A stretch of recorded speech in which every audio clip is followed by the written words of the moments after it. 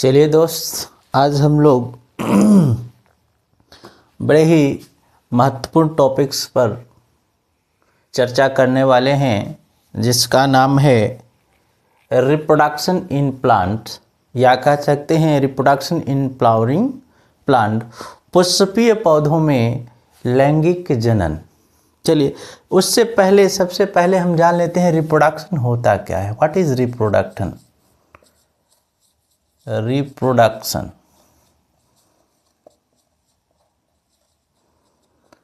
प्रजनन। प्रजनन होता क्या है? देखिए, वह जैविक प्रक्रिया, लिख दे रहा हूं, देख लीजिए, वह जैविक प्रक्रिया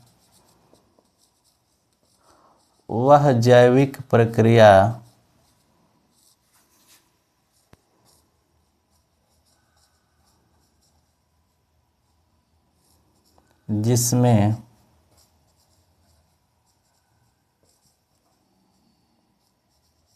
सजीव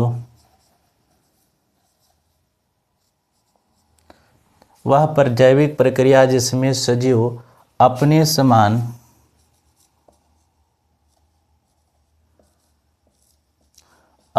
समान नया जीव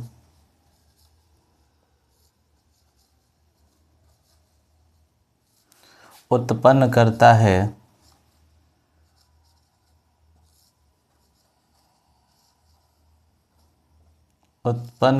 है, प्रजनन कहलाता है।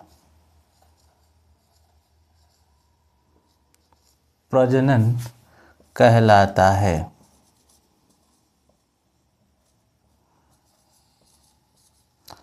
अब देखिए, प्रजनन के द्वारा ही वंश परंपरा कायम है, अन्यथा समाप्त हो जाती।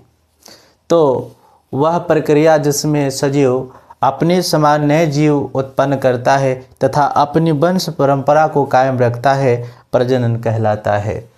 अब देखिए, पौधों में प्रजनन होता कैसे है, और टॉपिक हमारा है sexual reproduction in flowering plant. तो इस वजह से हमें पुष्प भी जान लेना अति आवश्यक है कि पुष्प कितने प्रकार के होते हैं। तो पुष्प बेसिकली दो प्रकार के होते हैं। एक होते हैं बाइसेक्सुअल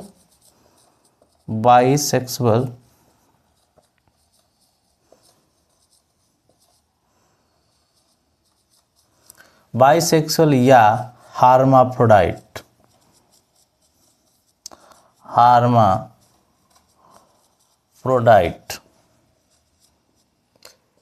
इसे द्विलिंगी कहते हैं। ऐसे पुष्प जिसमें मेल और फीमेल पार्ट दोनों एक ही पुष्प में मौजूद होते हैं, उसे हार्माफ्रोडाइट कहते हैं। जैसे मटर, धतूरा इत्यादि के जो पुष्प होते हैं उसे पाया जाता है। दूसरा जो पुष्प होता है वह होता है यूनिसेक्सुअल।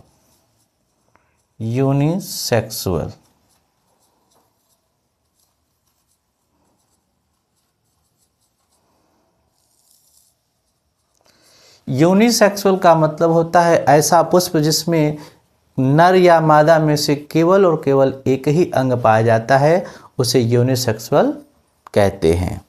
जैसे लौकी, कुम्हड़ा आदि का पुष्प।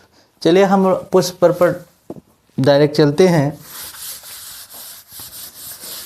कि पुष्प, यह जो फ्लावर होता है, यह पौधे का सबसे आकर्षित या सुंदर पार्ट होता है। This is the most attractive part of plant. ये पौधों का क्या होता है? सुंदर भाग होता है। और इसके 4 भाग होते हैं। इसके कितने भाग होते हैं? 4 भाग। और 4 भाग कौन कौन से हैं? कैलिक्स, यह सबसे बाहर वाला भाग होता है, जिसके अंदर पुष्प के जो इंटरनल ऑर्गन्स होते हैं वह सुरक्षित होते हैं। दूसरा जो भाग होता है वह होता है कोरोला। यह पौधे का रंगीन भाग होता है, जिसे पेटल्स कहते हैं, पंखुड़ी कहते हैं। ये वाला भाग होता है जो कीटों को अपनी तरफ आकर्षित करने का काम करता है। तीसरा जो भाग होता है वह होता है स्टेमेन, और चौथा जो भाग होता है वह होता है कार्पल्स। क्या होता है? कार्पल्स। तो ये मुख्यतः 4 भाग होते हैं। तो इसका काम है सुरक्षा करना, इसका काम है आकर्षित करना, और स्टेमेन और ये दोनों मिलकर फर्टिलाइजेशन का काम करते हैं और फल का निर्माण करते हैं। तो हम लोग पहले फीमेल रिप्रोडक्टिव पार्ट को देख लेते हैं। फीमेल रिप्रोडक्टिव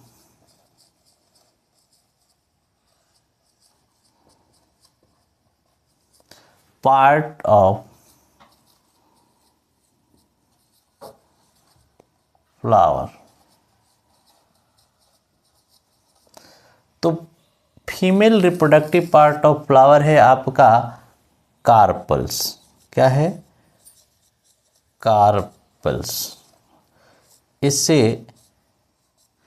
एंड्रोसियम या जयांग भी कहते हैं। क्या कहते हैं? जयांग या स्त्री केसर भी कहते हैं। इसकी संरचना हम जान लेते हैं होता कैसा है और कौन कौन सी संरचना इसमें पाई जाती है। देखिएगा, इसकी जो संरचना होती है कुछ इस प्रकार की होती है।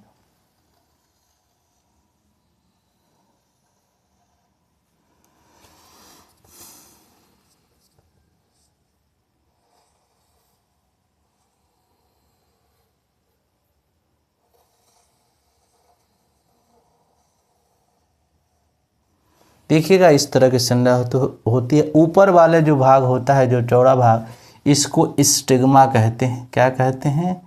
स्टिग्मा।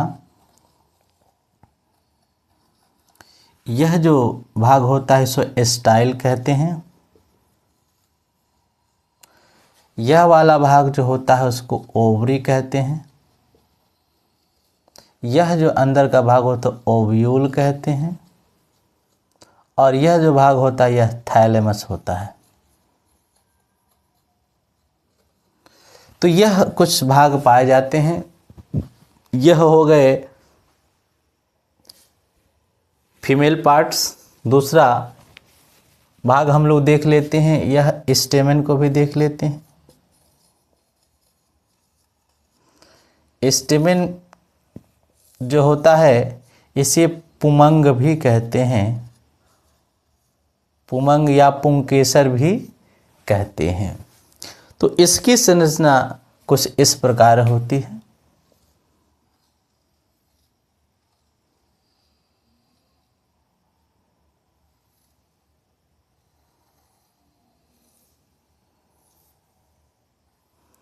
कुछ इस प्रकार होता है इसकी संरचना, देख लीजिए। अब ये जो वाला भाग है इसको एंथर कहते हैं। क्या कहते हैं? एंथर कहते हैं।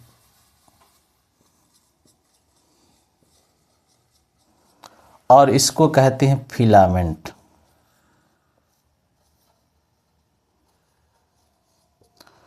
अब इसको अगर हम इसका टीएस काट लें तो इस तरह की इसमें संरचना दिखेगी।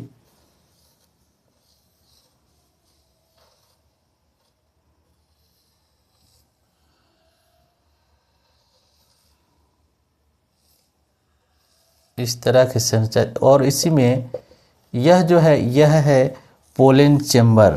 क्या है? Pollen chamber. इसको कहते हैं पोलन चेम्बर। और इसमें जो इस तरह के छोटे छोटे दाने जैसी संरचना दिख रही है इसको कहते हैं पोलन ग्रेन। क्या कहते हैं? Pollen grains. और यह फिलामेंट वाला भाग है। अब देखिए इसमें बीज का निर्माण होता कैसे है। तो यह जो पोलन ग्रेन है, इस पोलन ग्रेन का यहाँ तक पहुँचने की एक प्रक्रिया होती है और इसी प्रक्रिया को हम लोग कहते हैं पोलिनेशन। क्या कहते हैं? पोलिनेशन। अब देखिए पोलिनेशन। पोलिनेशन का मतलब होता है कि the transfer of pollen grain from anther to stigma, और यह एंथर से कहाँ तक पहुँच जाता है, स्टिग्मा तक पहुँचता है, और यही प्रक्रिया क्या कहलाती है, पॉलिनेशन।